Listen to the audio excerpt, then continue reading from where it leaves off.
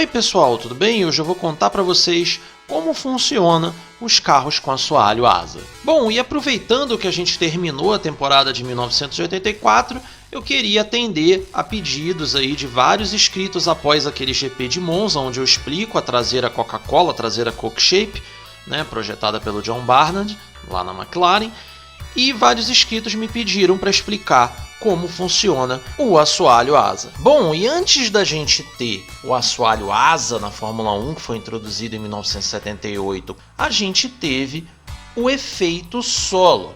E o primeiro carro que se conhece que teve efeito solo na Fórmula 1 foi o March 701. Ele tinha dois sidepods com uma única função, serem duas asas. Basicamente isso. Não havia refrigeração ali, nada, absolutamente nada. Eram dois sidepods em forma de asa incorporados ao corpo do carro. Mais tarde, em 1975, Gordon Murray reintroduz o efeito solo, só que na forma de um front splitter no Brabham BT44, que inclusive dominou o início da temporada de 1975. Bom, e para explicar um front splitter, a melhor forma que eu encontrei não foi com o BT44, e sim com um carro de formas mais simples. A melhor forma que eu encontrei foi a de um NASCAR. É bem simples para vocês entenderem. Você tem um fluxo de ar que vai literalmente se chocar com uma parede frontal. Ali em amarelo você tem o front splitter. Qual é a função do front splitter? Aumentar a pressão do ar na frente do automóvel. Por quê?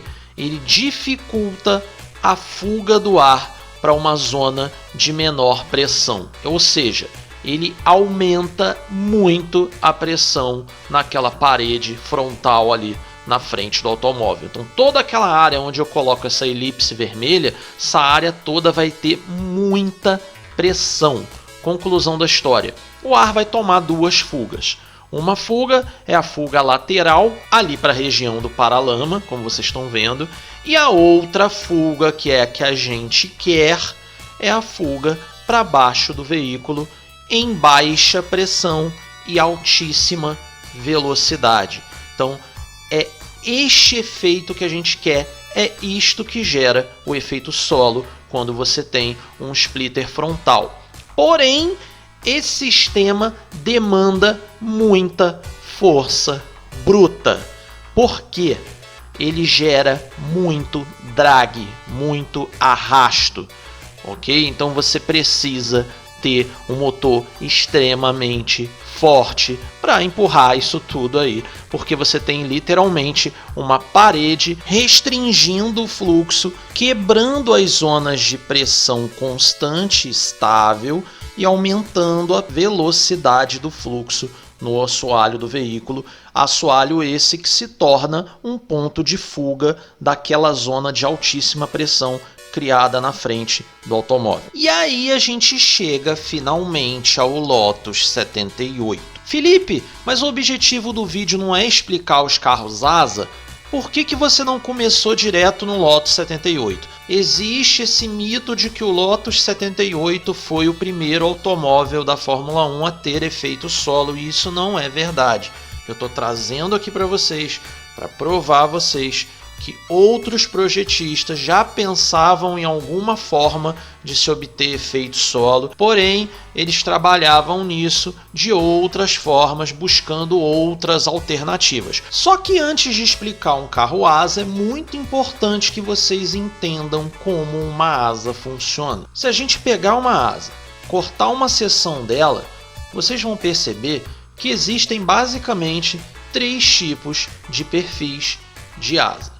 A gente tem o mais comum, que é o perfil assimétrico. Por que assimétrico? Você tem uma área da asa com muito mais curvatura do que a outra. No caso, ali no meu desenho, a superior comparada à inferior. No exemplo de baixo, a gente tem a asa do tipo instável ou simétrica. Por que isso? É uma asa que tem os dois perfis iguais. Aonde a gente vê muito esse tipo de asa? Em aeronaves de acrobacia, aeronaves de combate, elas são aeronaves que possuem asas de perfil instável, ou seja, que garantem muita manobrabilidade e não necessariamente muita sustentação, que o Joseph Katz chama de lift force, ou seja, força de içamento, de sustentação, de levantamento, enfim, qualquer coisa desse tipo vai traduzir muito bem o que ele quer dizer. Bom, mas como ocorre essa lift force? Como que uma asa de fato funciona? É muito simples. Segundo Joseph Katz, você tem basicamente dois fluxos. Um aí que eu vou chamar de A, que é o superior, e o B, que é o inferior. Reparem que o trajeto do fluxo A é muito maior do que o trajeto do fluxo B devido à curvatura da asa que o fluxo A tem que percorrer. Então, como esses fluxos chegam no bordo de fuga, ou seja, quando eles se encontram no final da asa, como que o fluxo A consegue chegar junto do fluxo B se ele tem um caminho muito maior para percorrer? A resposta é muito simples. Ele chega lá em maior velocidade. E para isso, ele vai ter que estar em um estado de baixa pressão ou pressão inferior à constante que ocorre na porção inferior da asa, que está sendo representada pelo fluxo B. Por isso que eu coloco ali em cima, ó, pressão inferior do fluxo A em relação ao fluxo B. Coloco um maisinho ali embaixo e um menos em cima. E a gente vai trabalhar no vídeo, assim como no exemplo do splitter, com graduação de cores do azul mais claro para o azul mais escuro, chegando quase ao preto, para vocês entenderem como o fluxo trabalha, aonde ele ganha pressão, aonde ele perde pressão. Se uma asa do tipo assimétrica gera mais lift force do que uma asa do tipo simétrica ou uma asa do tipo semissimétrica, e a gente sabe que um Fórmula 1 tem uma asa invertida, para ao invés de gerar lift force, gerar down force, qual é o tipo de asa que eu vou usar? Com certeza a asa do tipo assimétrica, por isso é a asa que é usada desde lá do Chaparral até os dias de hoje. Os carros continuam utilizando asas de perfil assimétrico. Bom, mas como a asa de um Fórmula 1 então trabalha? Da mesma forma que a asa de um avião, porém montada de maneira invertida. Então inverte-se as pressões. Você passa a ter uma pressão constante ou superior na porção superior da asa e uma pressão inferior, ou seja, uma zona de baixa pressão na porção inferior da asa. Isso gera, ao invés de gerar o efeito de lift force, você vai ter o efeito de down force. Sabendo como uma asa funciona num carro de corrida e que tipo de asa que a gente monta num carro de corrida, como funciona um assoalho asa? Vamos lá, que vocês vão entender agora. De cara que esse nome não é em vão. Vocês estão vendo ali em cinza, eu removi a lateral para que vocês consigam visualizar como é esse side pod por dentro. Ali a lateral onde tem o Leyland 27 ali, tirei aquilo fora e vocês conseguem visualizar perfeitamente o formato de asa do Saudi Williams FW07 ali no side pod. Vocês vão reparar que o ar entra no assoalho em pressão constante, ele segue a forma da asa, a pressão dele vai aumentando por enclosure, porque o formato da asa vai comprimindo o fluxo e restringindo a sua passagem no corpo inferior da asa. Conclusão da história: após a zona de maior constricção do fluido, de maior restrição do fluido, você vai ter então a famosa zona de baixa pressão e alta velocidade, fazendo então a asa funcionar. Bom, e para vocês visualizarem melhor, eu coloquei o sidepod do Williams FW07 em desenho 3D numa perspectiva de viewport de 45 graus, né? Uma perspectiva isométrica de 45 graus, que isso vai ajudar vocês a visualizarem melhor o fluxo de ar passando por cima do sidepod, ou seja, por cima da asa, e por baixo do sidepod, consequentemente por baixo da asa. Bom, e se numa asa convencional a gente tem dois fluxos, o de alta pressão e o de baixa pressão, Aqui a gente ainda tem mais alguns fluxos para trabalhar, porque a gente tem todo o sistema de arrefecimento que vai gerar mais fluxos e com pressões, obviamente, diferentes. Então eu vou explicar para vocês, por exemplo, como o radiador funciona. Bom, vocês já viram lá no vídeo de Monza que a entrada de ar do radiador no sidepod do carro, ela é propositalmente virada 90 graus aí para frente, para que ela obtenha o máximo de pressão possível, para que ali se crie uma zona de alta pressão, para que o fluido busque aquela área. Literalmente, ele vai buscar o duto como uma fuga. Qual é a vantagem disso? Eu consigo diminuir o tamanho do meu radiador e consigo também aliviar peso. Qual é a desvantagem? Eu obtenho maior arrasto. Por isso que vocês veem no Tyrrell de 84, por exemplo, que tem um radiador que não está colocado num ângulo perpendicular, ou seja, 90 graus em relação à carroceria, ele está angulado. Vocês veem que é enorme o tamanho dos radiadores, tanto de óleo na direita quanto de água na esquerda. Os radiadores são gigantescos porque eles estão colocados em posição que visa redução de pressão, para que se diminua o arrasto. Porém, o componente, para ter eficiência, tem que ser gigantesco e o peso dele aumenta também consideravelmente. Enfim, é uma parábola de performance inversamente proporcional. Você tem que decidir se você quer reduzir arrasto ou aumentar a eficiência do componente. Bom, e por que eu não posso montar num sidepod asa, de um assoalho asa, por que eu não posso montar um radiador como o do Tyrrell?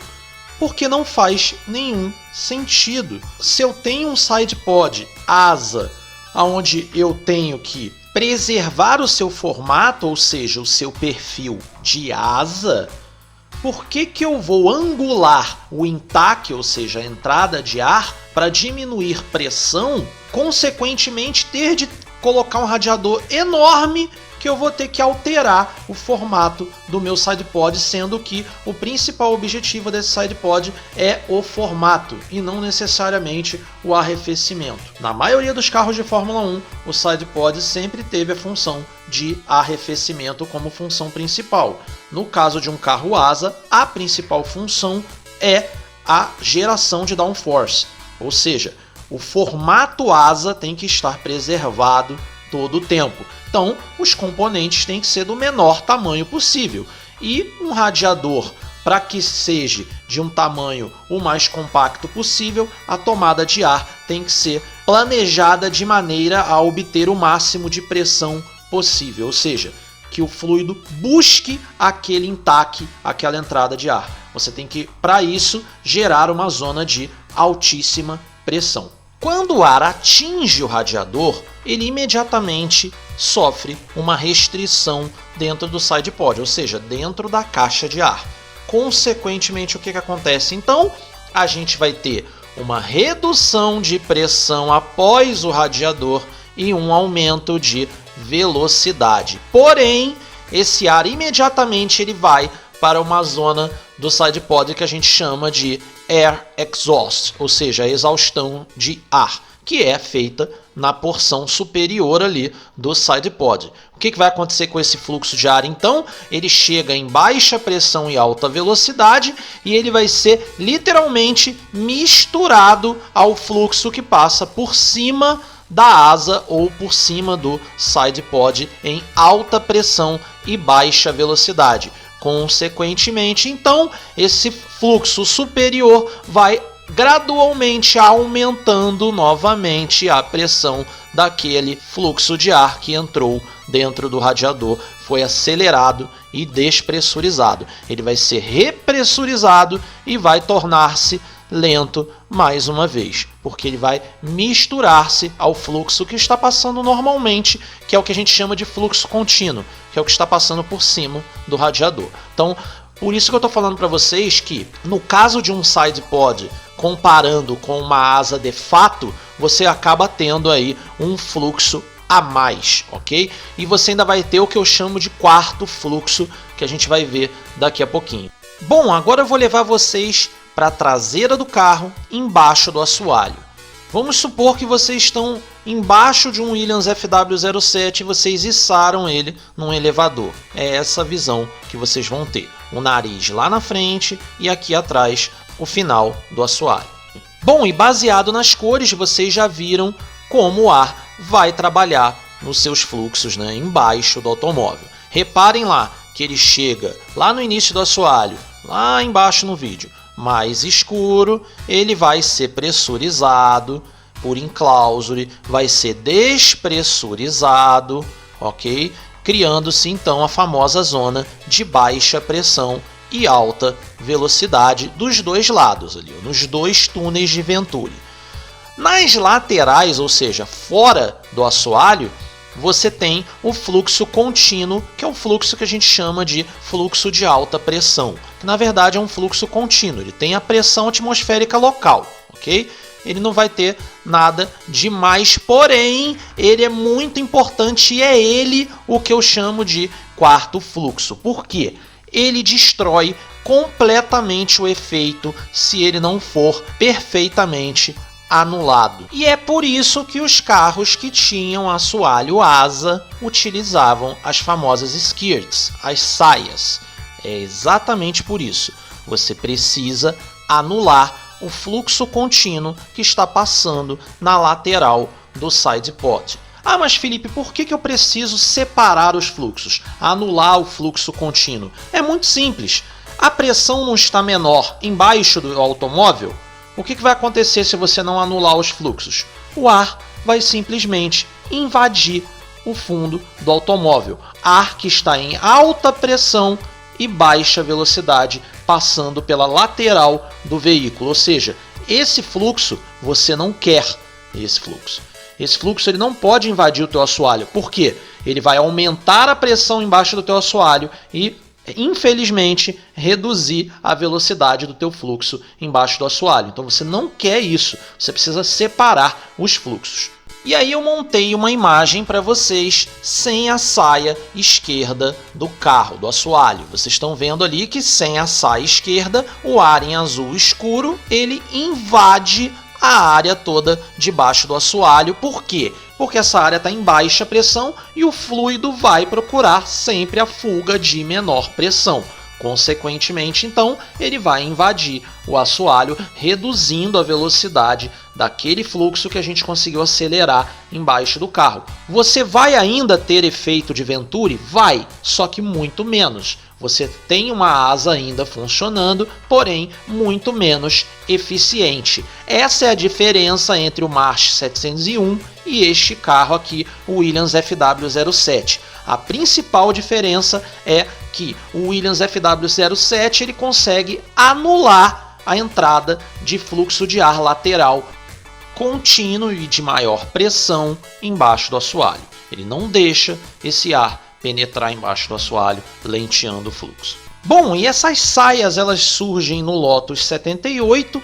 Inicialmente elas eram nada mais nada menos do que escovas de nylon, e isso fazia ali com que o fluxo fosse anulado, porém não com 100% de eficácia. Mais tarde eles passaram a ter aço com borracha, chegando ali na fase final. Já ali nos anos 80 os carros já estavam utilizando saias de alumínio com essa parte final, ela era de uma borracha com algum compósito de cerâmica. Eles utilizavam vários materiais aí ao longo do tempo, conseguindo cada vez mais anular esse fluxo de ar lateral que atinge, que penetra, né, o assoalho do carro, lenteando o fluxo, que a gente não quer isso. A gente vai ter também saias móveis, é isso mesmo, saias com mecanismos móveis para que elas possam, né, descer mais e subir mais. E a gente vai ter também as trapaças. Sim, saias que eram feitas propositalmente com materiais que iam se desgastar e, consequentemente, atender aos regulamentos. Sim, existiam regulamentos que verificavam a distância da saia para o solo. E aí alguns times vão utilizar esse regulamento para obter vantagem em cima de outros times. Como assim? O Peter Warr, no livro dele, o livro que eu cito muito aqui, o Peter Warr conta, para denegrir a imagem do Nigel Mansell, é natural, eles se odeiam, então é natural que o Peter não fale nada bom do Nigel, mas enfim, para tentar denegrir um pouco mais a imagem do Mansell, o Peter conta como o Mansell conseguiu fama de piloto velocíssimo em pistas de rua junto à imprensa britânica. O Peter conta que durante o GP de Mônaco de 1982, o Mansell largando na 11ª posição, ele faz ali meio que um acordo com o Colin Chapman, onde eles decidem usar saias de um composto que fosse degradável, é isso mesmo. Eles iam usar saias que, ao invés de ter só string, só tira de cerâmica, de borracha de cerâmica, a saia toda ia ter um composto degradável. E aí o que ia acontecer? Com a abrasão para com o asfalto, esse material ia se desgastando. No final da corrida ele ia estar muito menor e, consequentemente, ele ia atender às especificações de medida do regulamento. E ninguém ia ver absolutamente nada. Só iam descobrir se o carro fosse inspecionado antes da prova, o que não aconteceu, visto que eles não chamaram tanto a atenção no qualifying. O piloto estava só na 11ª posição. Conclusão da história, o Mansell, segundo Peter Warr, tinha muita vantagem em cima dos outros carros porque ele tinha muito mais efeito solo. Conclusão, ele sobe da 11ª para a 4ª posição no GP de Monte Carlo de 1982. Resultado esse que, segundo Peter, foi uma grande farsa. Bom, e agora vocês já entenderam como o fluxo funciona embaixo do sidepod, ou seja, no assoalho do carro, já entenderam como ele funciona em cima do sidepod ao sair ali dos exhausts dos radiadores, e vocês entenderam também como funciona o fluxo na lateral do sidepod com as saias. E agora é muito importante vocês entenderem o que acontece com esses fluxos quando eles terminam o trajeto do sidepod. Reparem que nos carros de Fórmula 1 da era asa, os aerofólios traseiros eram extremamente baixos. E isso não era por regulamento, isso era absolutamente proposital. Por que essas asas eram tão baixas? Segundo Joseph Katz, a explicação para esses aerofólios serem tão baixos era que você recebia todo o fluxo de baixa pressão e alta velocidade que vinha debaixo do carro. Ou seja, todo esse fluxo passava embaixo da asa traseira. Asa, que vocês já sabem, precisa trabalhar em alta velocidade e baixa pressão na sua superfície inferior. Reparem também que os ângulos de asa dos aerofólios dos carros, ou seja, os ângulos de flap dos carros dos anos 80 da era carro asa, eram ângulos muito mais baixos do que os que a gente passou a ver a partir de 1983. E a explicação para isso é muito simples. Segundo Joseph Katz, as asas eram extremamente eficientes até 1982. Porque você tem uma enorme quantidade de ar, um enorme fluxo de ar em baixa pressão e alta velocidade passando por baixo da asa traseira. E isso gera muita downforce, ok? Fora toda a downforce global que era gerada embaixo dos dois sidepods. Então você tinha dois pontos de apoio gigantescos. Por que alguns carros não tinham asa dianteira? Muitos deles tinham asa dianteira e eles simplesmente removiam porque o carro funcionava melhor sem as asas dianteiras. Isso é uma pergunta que vários inscritos já me fizeram e eu vou responder para vocês porque isso é muito simples. Os carros ou eles tinham asas dianteiras minúsculas ou eles não tinham asa dianteira alguma. E a resposta para isso é muito simples. Por que eu vou restringir o fluxo de ar criando uma zona de baixa pressão embaixo da asa dianteira se eu estou fazendo isso embaixo do side pod, ou seja, eu estou diminuindo o potencial do meu side pod, porque eu estou reduzindo a pressão do fluxo antes dele. Agora vocês entenderam, tá ok? Eu preciso levar o máximo de ar possível para baixo dos meus side pods, para que lá ele atinja a asa num fluxo contínuo, se divida em dois fluxos e gere embaixo dele a zona de baixa pressão, como numa asa qualquer. Agora, se eu desço o nível de pressão antes da asa, porque eu coloquei uma asa posicionada na frente dela, eu tiro a eficiência dela totalmente. Senão os aviões iam voar até o espaço. E eles não conseguem fazer isso, porque quanto mais alto a gente está, né, em relação à superfície da Terra, menos pressão a gente tem no ar. Ou seja, a asa torna-se menos eficiente. E uma asa posicionada na frente da outra, ela tira completamente a pressão da outra. O engraçado é que os projetistas já sabiam disso.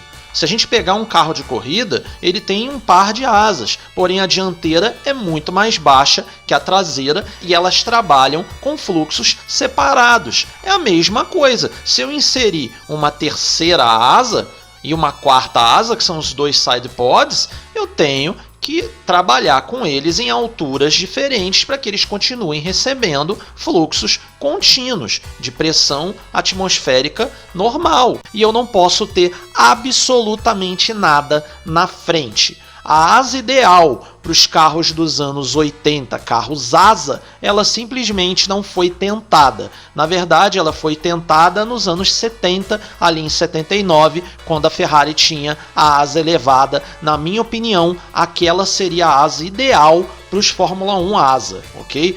Aquele tipo de aerofólio dianteiro era o tipo ideal. Por quê? Ele é montado muito mais alto e o fluxo inferior dele, que está em baixa pressão e alta velocidade, não vai interferir com o fluxo que passa embaixo do side pod, ok? É a mesma coisa lá no March 701. Reparem que no March 701 ele tem asa dianteira, porém a asa dianteira é extremamente alta. E isso é proposital e, na minha opinião, genial, ok? Mesmo muito tempo antes, eles já entendiam que você não pode agredir um fluxo que está mais posterior com um fluxo que está mais anterior, ok? Você tira a eficiência do seu efeito solo, do seu efeito asa, porque você está literalmente anulando o fluxo antes. É igual você pegar o bocal da mangueira d'água da sua casa e, ao invés de você espremer na ponta de saída, você espreme antes. Simplesmente você não vai ter velocidade de fluido nenhuma, ok? Então espero que vocês tenham entendido aí o porquê que os carros têm aerofólios traseiros extremamente baixos e asas dianteiras minúsculas ou inexistentes. Simplesmente porque, na minha opinião, a asa dianteira estava posicionada em local errado. E me veio na memória imediatamente o GP de San Marino de 1982, onde a gente tem um exemplo bem legal, porque a Ferrari tinha dois carros idênticos, porém um tinha asa dianteira e o outro não, e vocês vão reparar que o Villeneuve não utiliza a asa dianteira e ele consegue usar muito menos flap traseiro, porque ele gera o mesmo downforce global, porque ele conseguiu deixar o assoalho do carro com fluxo contínuo liberado, né, e produzindo a zona de baixa pressão lá embaixo do assoalho e não antes do assoalho, ok? É muito interessante, vocês vão ver que o Pironi perde muito desse efeito porque ele utiliza a asa dianteira, e vocês vão ver que o Pironi é meio que obrigado a utilizar muito mais downforce traseiro na asa traseira, muito mais flap traseiro para conseguir equilibrar o carro. Os carros estavam inclusive com um desempenho muito parecido, é o famoso GP do telefonema, né? Vocês devem conhecer essa história, que o Enzo liga para a equipe no autódromo e manda os carros ficarem trocando de posição porque a corrida estava muito chata na visão dele, a Ferrari dominando completamente. Acabou que o Villeneuve vencendo ali a prova, teve que ficar cedendo a posição para o Pironi e uma hora o Pironi não cedeu mais a posição para ele, né, trapaceou ali o acordo e ganhou a corrida. No final, né, gerou uma briga enorme dentro da Ferrari e o Enzo simplesmente chegou para o Villeneuve e falou: olha, ganhou um carro Ferrari, eu não estou nem aí se foi você ou foi o Pironi. Foi basicamente isso que o Villeneuve ouviu do Enzo Ferrari e aí gerou a guerra dentro do time e aquela famosa disputa no qualifying por 0, nada décimos de segundo que acabou vindo a gerar o acidente do Villeneuve numa saída para a pista que ele não precisava ter saído. Ele saiu com certeza porque ele estava muito contrariado com o Pironi pelo que tinha acontecido no GP de San Marino. E o Pironi tinha acabado de bater o tempo dele na sessão, então ele sai para dar uma resposta para o Pironi, porém ele encontrou um carro mais lento pelo caminho, se chocou com esse carro e veio a óbito. Mas eu contei essa história para vocês só para mostrar que os carros são do mesmo modelo, um tá com asa dianteira e acaba tendo que ter muito mais asa traseira do que o outro carro que não tem asa nenhuma na frente, ok? Vocês vão ver nas fotos aí. Ah, Felipe, mas o Fórmula 1 da próxima geração vai ter asa dianteira e mesmo assim ele vai ter o assoalho asa. Como eles vão conseguir fazer isso? É muito simples, porque o Fórmula 1 atual, já há muito tempo, ele usa o nariz, né, a frente inteira Harvey Postwaite, né, que a gente chama, que é aquele nariz inteiro elevado que constrói literalmente um túnel que conduz o ar para baixo do carro, ok? É um exemplo muito bom também, uma outra solução, o Joseph Katz inclusive comenta no livro dele, que uma solução muito boa era o nariz da Jordan, que também era o nariz utilizado pela Kart World Series na década de 90, que era aquele nariz, vamos botar assim, em gaivota, né? O centro dele é um pouquinho mais alto, justamente para não impedir o fluxo para baixo do carro, e as pontas mais baixas. Então você libera uma área para o ar passar literalmente direto, tá bom? Seja com a ponta mais elevada no estilo Harvey Postwaite ou nesse estilo Jordan, Kart World Series, enfim, vamos ver o que eles vão fazer, mas com certeza eles vão arrumar alguma solução para manter a asa dianteira. Muito provavelmente eles não vão usar os pilares Harvey Postwaite. Provavelmente eles devem usar uma asa dianteira bem elevada. São esses os desenhos que a gente tem visto aí e é o que a gente deve ver em 2022.